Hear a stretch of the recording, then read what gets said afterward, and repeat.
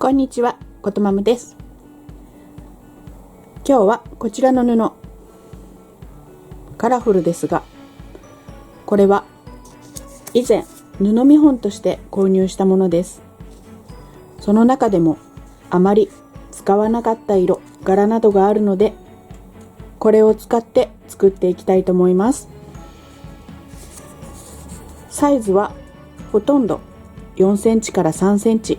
中には細いのも少し細いのもあるので、そういうものは外していきます。その他に端切れで残っていたこちらの白い布、こんな風に残っていたものを切っていきます。それを合わせます。こちらのサイズは5センチ ×2 センチ、2枚合わせて 0.5 センチの幅で縫っていきます。そしてこちらの細い布を横につけて、合計で5センチの四角い布にしていきます。選ぶのが大変で迷ってしまうのも困るので、この上の部分から1枚ずつ組み合わせて縫い合わせていきます。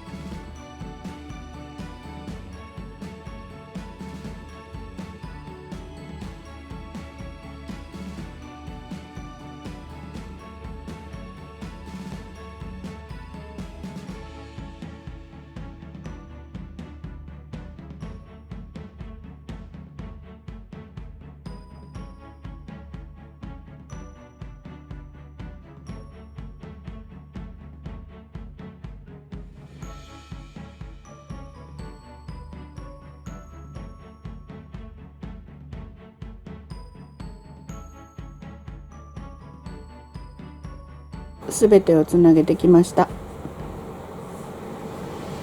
次はこの布を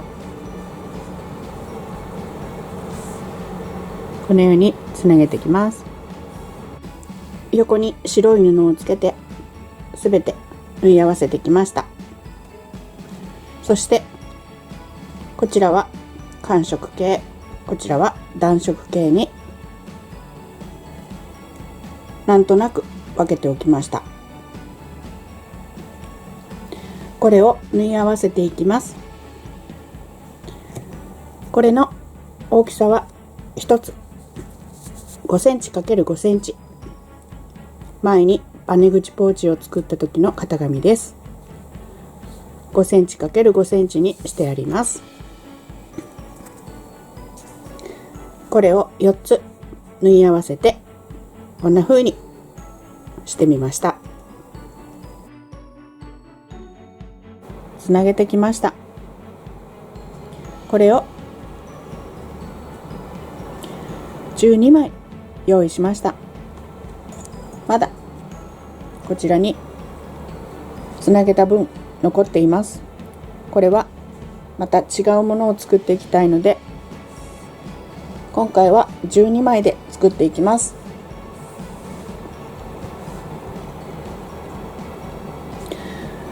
すべてをつなげていきます。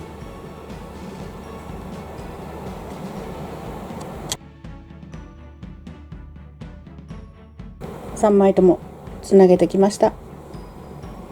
次はこの2センチの布、こちらも端切れで縫ってあります。これを同じようにこの間に縫ってつなげていきます。次はキルト芯、裏布、同じサイズで用意します。今は端切れなので少し大きめに残してあります。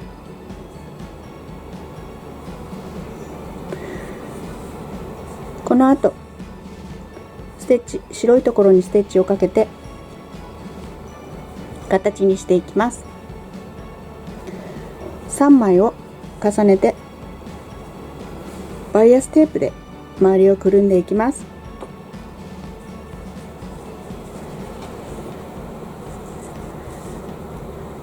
手が遅いので今回はここまで。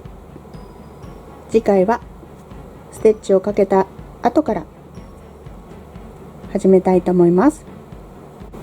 この続きはまた。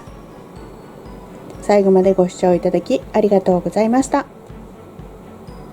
ことまむでした。